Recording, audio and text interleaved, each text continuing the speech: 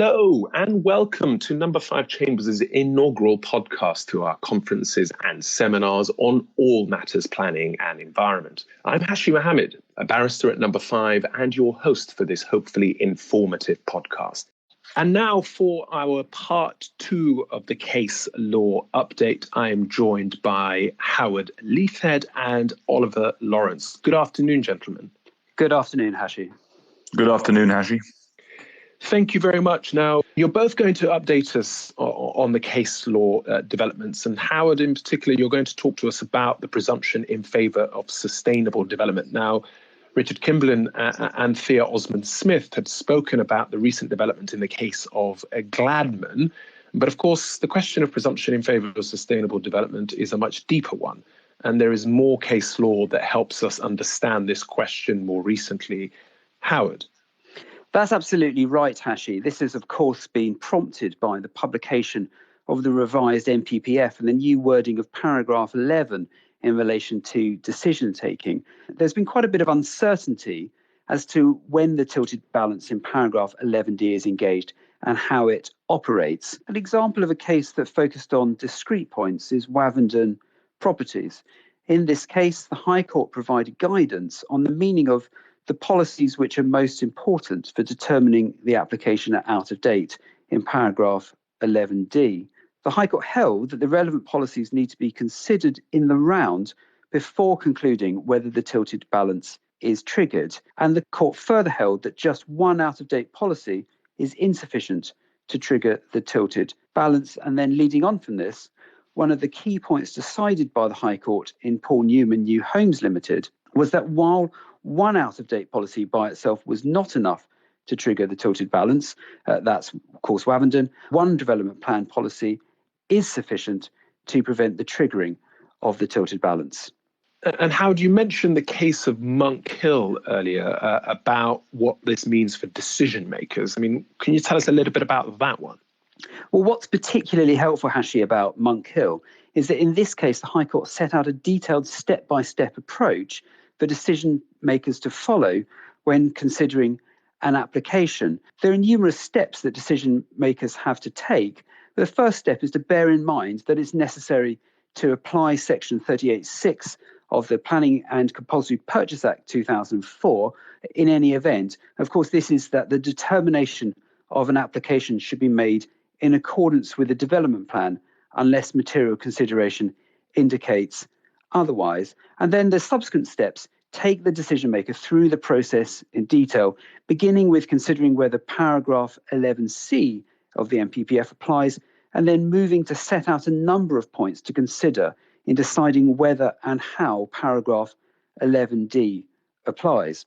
Finally, I mean, of course, the case of Gladman, we're told, is subject to an appeal. I mean, do you have any concluding thoughts about how this is in the interim going to affect decision makers and the process? Well, Gladman isn't the only case that's going to the Court of Appeal, so there may well be changes in the near future to the High Court's guidance. But for now, at least, decision makers can have some confidence about what is required of them when determining relevant planning applications.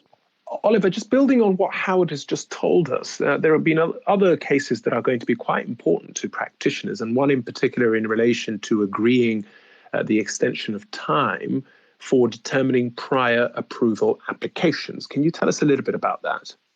Yes, Hashi. Well, one such recent case is the case of Gluck versus the Secretary of State, which centered on the question, can you extend time for all prior approval applications under the GPDO? And the background to the case is this. As we know, the GPDO permits certain forms of development by requiring that the applicant applies to the LPA for a determination as to whether the LPA's prior approval is required. If the LPA doesn't determine these applications within the time period stipulated by the GPDO, the applicant may rely upon the permitted development rights, provided that the development complies with the terms of the GPDO, and get on with the development. So the question as to whether this time period can be extended is very important.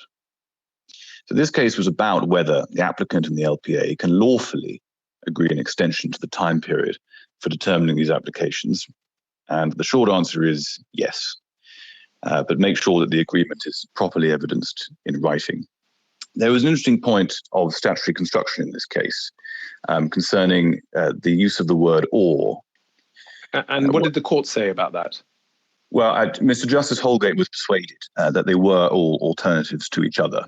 And that had the effect that it was lawful under the GPDO to extend time. Yes, and so that's really helpful in terms of the way that practically that might work. And there was also another case that's going to be quite useful practically for people in relation to the role that's played by the planning practice guidance and its sort of place in terms of understanding how to interpret development plan policies. Tell me about that case. Yes. So this case, it's called Solo Retail Limited versus Torridge District Council. It's a case from last year. The case directly concerned the relevance of the PPG to the interpretation of development plan policy, or should I say the limited relevance. And in that case, Mrs. Justice Leven made various comments addressing the question of how relevant the PPG was as to what development plan policy meant. She said various things. She said the PPG has to be treated with considerable caution in questions like these. She noted the PPG, it's not consulted on, unlike the MPPF. It's subject to no external scrutiny, not drafted for or by lawyers. The PPG can change without any warning. There's no public system for checking it, and it is intended, as its name suggests, to be guidance, not policy. And that's really important for those of us who are seeking to find solace in the PPG, where we are unable to find the answers that we're looking for, either in the development plan or indeed in the framework. Thank you very much for that update to both of you, Oliver, and to Howard. And that concludes our legal update part 2. You've been listening to the No5 Chambers podcast, giving you the latest updates on all matters planning and environment.